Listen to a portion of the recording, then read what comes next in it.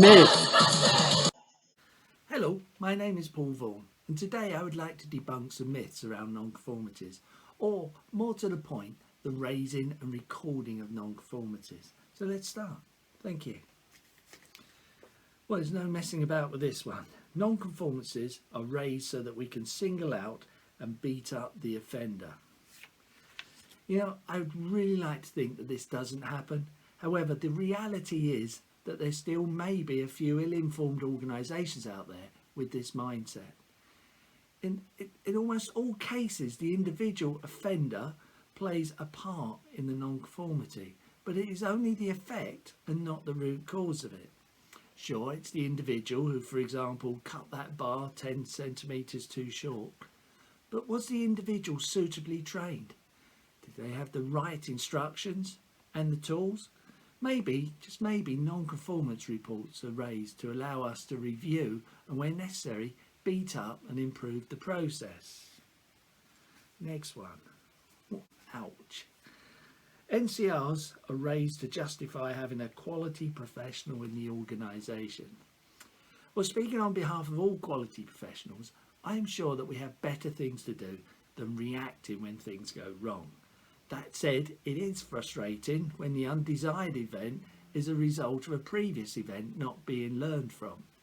Quality professionals are much happier working proactively to help prevent the non-fulfilment of a requirement from happening in the first place. Yeah, if I had £1 for every time somebody said this. Non-conformances should never be shared with the customer. Well, we don't want to do our dirty washing in front of the customer, do we?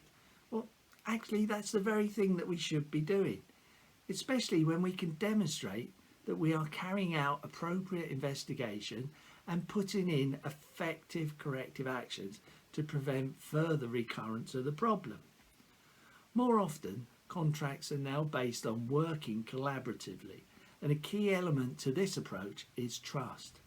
Our customers understand that zero defects tend to be more an aspirational objective than an achievable target, and therefore will appreciate that non-conformance is still likely to occur. So don't shut the customer out. Share the journey that you are on to continually improve and maintain their trust.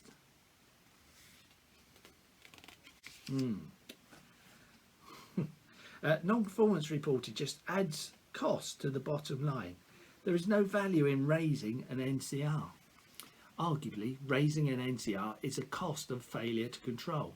While it may be difficult to see how this can add value to the bottom line, let's just imagine if we didn't raise an NCR. We may never get to the root cause of the problem, and the actions to prevent recurrence of the problem would not be implemented. Really, it's bad enough making an error born from ignorance, but repeating that error and the associated cost. Next one. So non-conformances are already factored into the build and delivery costs. Am I the only one to think that this is actually quite a damning statement? That we have accepted that we are going to make mistakes and we're ultimately going to make the customer pay for them? Using Feigenbaum's cost of quality model, the above, or this scenario, is the equivalent to filling up the cost of failure to control coffers, which obviously doesn't pay out any dividends, and is also likely to cause adverse relational and reputational issues with the client and our stakeholders.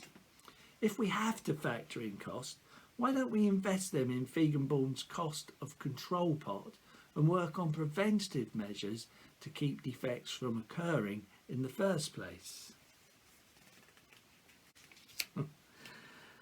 The classic riposte from an irked manager. We could have fixed the problem in the time that it takes to raise an NCR. And yet that may sometimes be true, but then no one would know that there was a problem in the first place until it happens in the second, third or fourth place. In some industries, such as construction, it's common to have the rule that you don't need to raise an NCR if you can fix the problem in the same shift. So, how do we know if we have learned from that mistake? More importantly, how can we assure ourselves that no one else is going to make the same mistake? Some major organisations even have a policy not to investigate any non-conformances that fall under, say, £100 cost of rework. The decision is probably born from Pareto's rule. 80% of the cost can be found in 20% of the problems. But nonetheless, it's worth considering that if you incurred £199 non-conformances, that would be £9,900 less from the profit margin. That's the last one. Oh, this one's right up there with the corrective action versus preventative action debate that happened a few years ago. So, snagging isn't a non-conformance. Well, stripping this back to the basics, a non-conformity is a non-fulfillment of a requirement. And therefore, if a snag is not a non-conformance, then it must be a fulfillment of a requirement, right? Organisations do not deliberately set out to produce poor quality products and services. However, when industries use the word snagging, verbally or within a process, what exactly are they referring to? According to ISO 9001-2015, clause 10.2.1A2, when there is a non-conformance, it is important to deal with the consequences. In the face of an unhappy customer, what else can snagging be other than correcting the consequences of poor quality? If ever there was a greater opportunity to record an NCR to improve the quality culture and customer satisfaction, it begins with snagging lists. And that concludes today's myth busting of non-conformities.